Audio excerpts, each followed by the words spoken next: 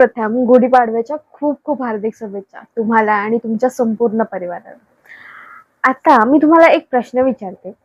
31 डिसेंबरला तुम्ही काहीतरी प्लॅन बनवले असतील ना? काहीतरी गोल या वर्षासाठी? जिम सुरू करणार, YouTube सुरू करणार, Instagramचे पोस्ट सुरू करणार, असं खूप काही. आणि आता तर निम्म वर्ष सरलं. मग त्यातले किती गोल्स पूर्ण झाले? नसतील झाले ना? हे माझ्यासोबतही झालं. मीही त्याला अपवाद नाही. आपल्या सगळ्यांसोबतच झालं. आपण रिझॉल्यूशन घेतो, आपण प्लॅन करतो, पण आपण ऍक्शन घ्यायलाच विसरतो. आपण ते लिहून ठेवतो, आपण ते कुठेतरी बघतो, आपण कोणाकडून तरी इन्फ्लुएन्स होतो आणि करत तर काहीच नाही.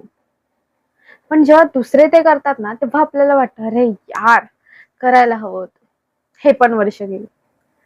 म्हणून ही आजची संधी आहे. गुढीपाडवा ही खरं तर नवीन सुरुवातच आहे.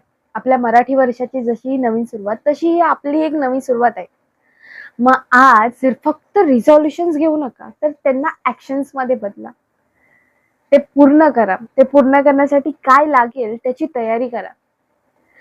आज फक्त एक गोष्ट करा. एक वही घ्या, त्यावर तुमचे 5 वर्षांचे गोल, तुम्हाला 3 वर्षानंतर काय हवंय आणि तुम्हाला 6 महिने ते 1 वर्षात काय हवंय, हे 3 गोल तुमचे लिहून काढा.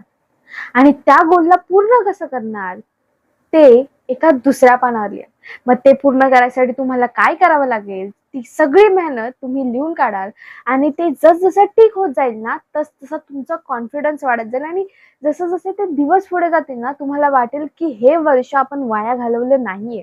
ह्या वर्षात आपण खरंच मेहनत केली आणि हे वर्ष आपल्यासाठी खरंच चांगलं आहे. अजूनही वेळ आहे, अजूनही वर्ष आहे आणि ही ती सुरुवात करण्याची संधी आहे.